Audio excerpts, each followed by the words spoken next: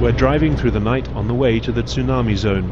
With us, an orthopedic surgeon from Kyoto who's taken 3 days leave from his job and travelled hundreds of kilometres to try to offer his help. Miyako is the most affected area in Iwate Prefecture, and the primary school is where the biggest number of evacuees have been taken. That's why I'm here. Soon we reach the school. It's after 11, but the doctor is in a hurry. He needs to be back at work in Kyoto in 48 hours.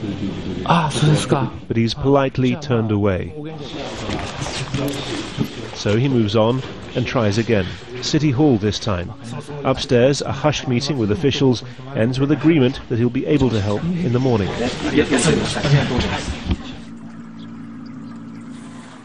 At dawn, there's time to take in the devastation that brought him here. In 1995, Dr. Kasai helped survivors of the Kobe earthquake near his hometown. This time, he thinks, the medical effort hasn't been organised as well. A little later, and at last he's making his own contribution, taken to evacuation centres which have been served by nurses but no doctors.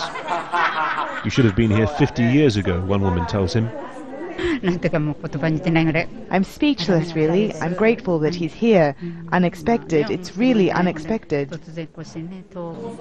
After 2 near sleepless nights and a day's solid travel, the gratitude moves him.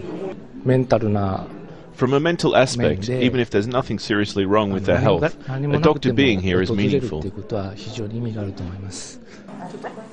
From then on, it's a blur of patients and a succession of shelters. Everywhere he's greeted with smiles and thanks. Well, almost everywhere. This might not be life-saving work, but it's making a difference, not least to morale. His tour of shelters over for a while, we go back to Miyako's ravaged shoreline. Coming all this way on a hunch that he could help, is that out of character for him?